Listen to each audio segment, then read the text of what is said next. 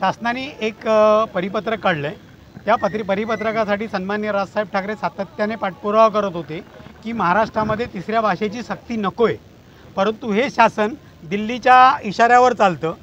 आमच्या मराठीमध्ये म्हणतात दिल्लीचेही तख्त राखीतो महाराष्ट्र माझा, त्या हिशोबाने हे सरकार वागत नाही।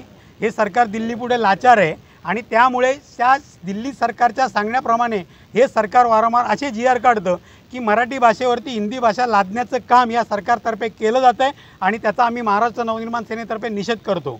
हा जी.आर. तात्काळ रद्द करण्यात यावा आणि हा जर जी.आर. रद्द झाला नाही तर महाराष्ट्र नवनिर्माण सेनेचं आंदोलन यापेक्षा पुढे एकदम तीव्र असेल आणि त्यावेळेला जी काही परिस्थिती उद्भवेल त्याला सरकार जबाबदार असेल।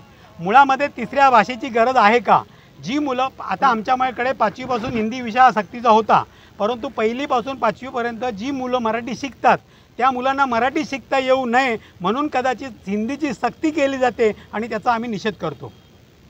सरकार हे सरकारच असं आहे, हे बोलतं एक आणि करतं एक। निवडणुकाच्या आधीसुद्धा यांनी अनेक वचनं दिली होती, ती पाळली का? तर नाही पाळली। हे पहिले 1500चे 2500 करणार होते, नंतर यांनी यू-टर्न केला की आम्ही 2500 बोललोच नव्हतो।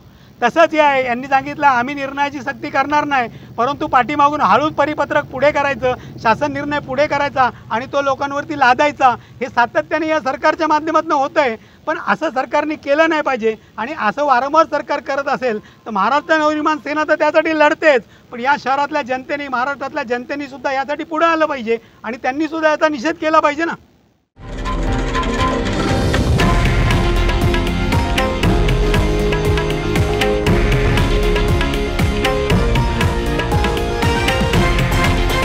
हे आहे देशातील नंबर 1 न्यूज नेटवर्क आणि आपण पाहत आहात TV9 मराठी, एकमेव।